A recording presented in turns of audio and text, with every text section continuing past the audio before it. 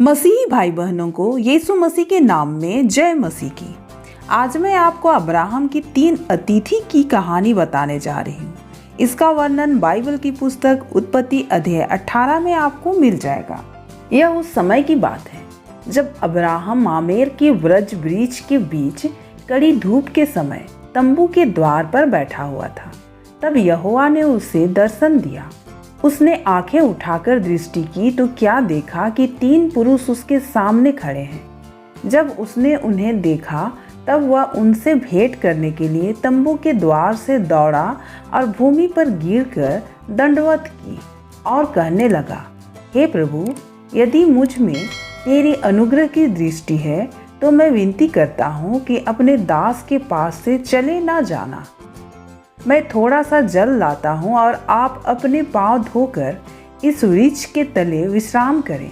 फिर मैं एक टुकड़ा रोटी ले आऊँ और उससे आप अपने अपने जीव को तृप्त करें।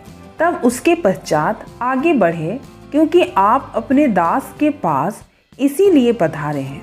उन्होंने कहा, जैसा तू कहता है वैसा ही कर।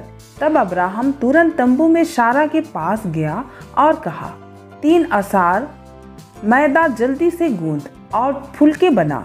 फिर अब्राहम गाय बैल की झुंड में दौड़ा और एक कोमल और अच्छा बछड़ा लेकर अपने सेवक को दिया और उसने जल्दी से उसको पकाया।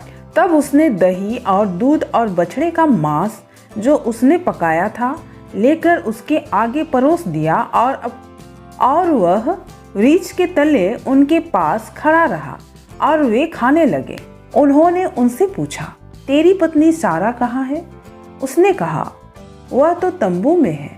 उसने कहा, मैं वसंत ऋतु में निश्चय तेरे पास फिर आऊँगा और तेरी पत्नी सारा के एक पुत्र उत्पन्न होगा। सारा तंबू के द्वार पर जो अब्राहम के पीछे था सुन रही थी।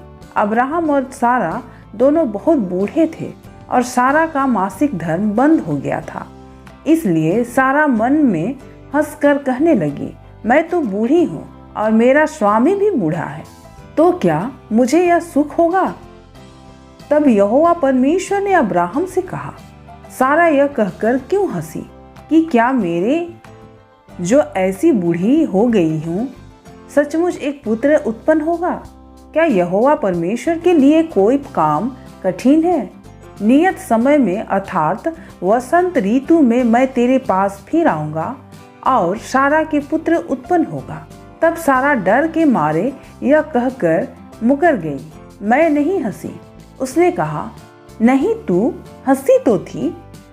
फिर वे पुरुष वहां से चलकर सोदोम की ओर दृष्टि की और अब्राहम उन्हें विदा करने के लिए उनके संग संग चला। मेरे प्रियो, परमेश्वर के पास कुछ भी नामुमकिन नहीं है। हर चीज उन पर ही तो है। यहोवा परमेश्वर के साथ हमारा, हम सभी का उनसे सच्ची श्रद्धा वाला रिश्ता होना चाहिए। वे हमारी हर परेशानी से हमें जरूर बचाएंगे और उन पर हमेशा विश्वास रखें।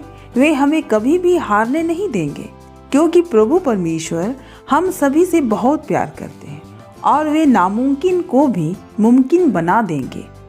हालेलुया।